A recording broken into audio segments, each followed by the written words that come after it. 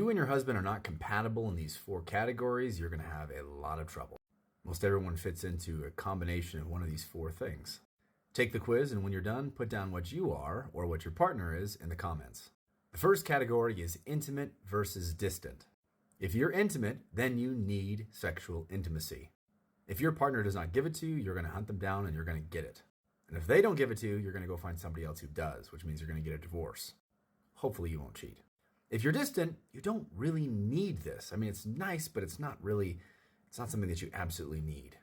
Or maybe it's not nice for you. You could go without it. The intimate one is the one who is chasing down the other one. If you're intimate, give yourself an I. If you're distant, give yourself a D. If one of you is intimate and the other one is distant, you are in for a lot of trouble in your marriage. Now, there are ways to overcome this, but it is not easy. The next category is traditional versus non-traditional. This mostly has to do with expectations in marriage. Now, of course, not everyone is 100% traditional and not everyone is 100% non-traditional, but people usually lean more one way or more the other way. If your partner leans more traditional and you lean more non-traditional, or vice versa, you are likely to have more problems. If both of you lean towards one or the other, then you're likely to be able to avoid a lot of these problems. Most of this has to do with expectations in the household. Whose responsibility is it to do what? If you are traditional, give yourself a T. If you're non-traditional, give yourself an N. So far you should have either an I or a D, and a T or an N. So you could be an IT or an IN or a DT or a DN. The third category is proactive versus comfortable.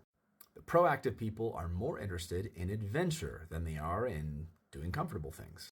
They're more likely to be more outgoing. They're more likely to be more social.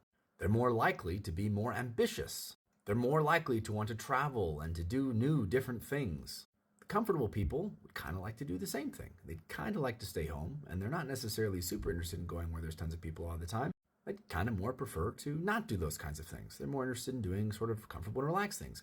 Some people love one, some people love the other. If both of you are more proactive, it's going to be a lot easier on your marriage. If both of you are comfortable, it's going to be a lot easier on your marriage. If one of you is very proactive and the other one is very comfortable, it might be hard for you to do things together. If you're proactive, give yourself a P. If you're more comfortable, give yourself a C. So far, you should have an I, a D, a T or an N, a P or a C. So you might be an ITP or an INC or some combination like that. The third category is aesthetic versus utilitarian. Aesthetics are more interested in beauty and appearances. Utilitarians are more interested in what's useful. Aesthetics usually spend a little bit more money. They want the nicer thing. They want the nicer restaurant. Utilitarians would rather save the money and just eat what they can eat. Aesthetics will wear the sweater even if it doesn't fit properly, if it isn't comfortable at all, and it's freezing cold, but they like the way that it looks. They'll wear the shoes even though they might sprain their ankle and whatever else. They're interested in appearances. The aesthetic is more interested in beauty and looking beautiful, looking attractive. They're probably going to spend more time on their makeup, or maybe if they're a guy, they might spend more time lifting weights or something, or a woman. That doesn't have to be a gender-specific thing. They're going to be trying to look good and trying to make things look good. Utilitarians are more interested in what's functional than what looks good. If you're more of an aesthetic, give yourself an A. If you're more of a utilitarian, give yourself a U. If you are a utilitarian and your partner is an aesthetic, you may have a hard time getting along. One of you is going to want to save, the other one's going to want to spend money. One of you is going to want to pick something that just works, and the other one's going to want to pick something that is expensive and has a nice name attached to it and looks good.